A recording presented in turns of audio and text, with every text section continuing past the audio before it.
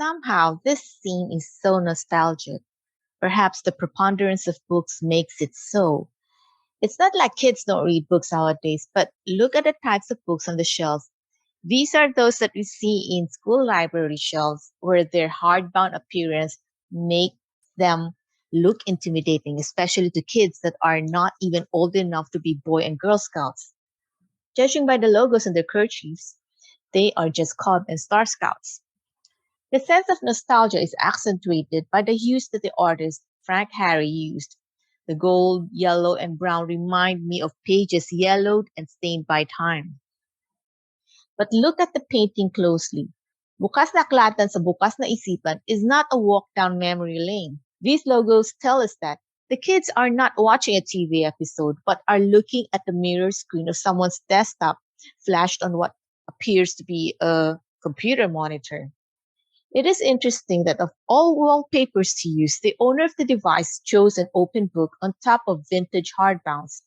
That says something about the personality of the owner, or perhaps the artist.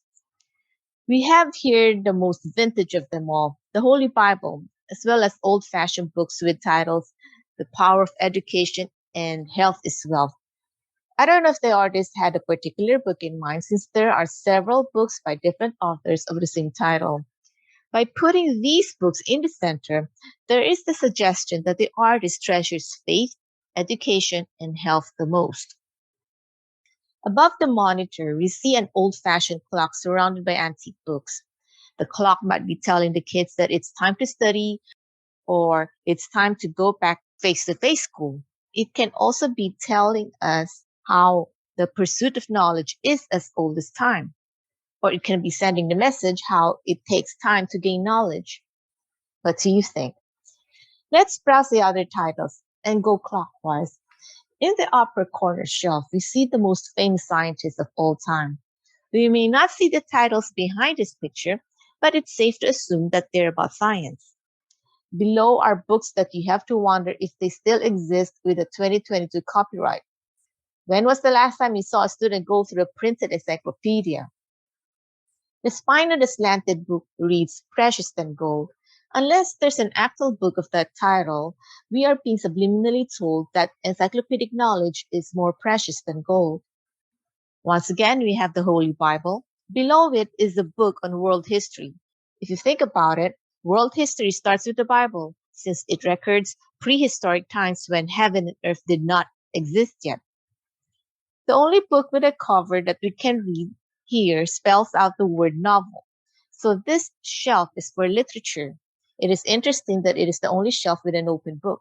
For some people, their foray into the world of books starts with fiction. The only word I can make out here is democracy, so this is the Araling Panlipunan and Political Science section. It is curious that the artist did not put more books, especially colorful books here, since this is the art section.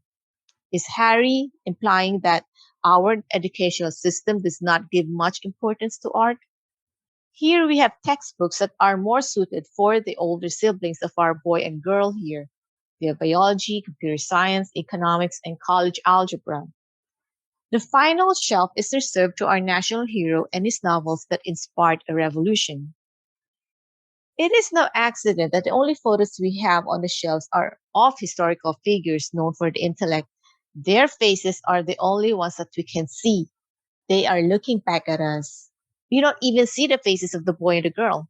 We see the back of their heads, which makes us part of the audience along with them. Dr. Rizal and Dr. Einstein are reminding us how the pursuit of knowledge is very important and it can only be gained by opening a book. Truly, bukas ang ating isipan kapag bukas ang ating mga aklat.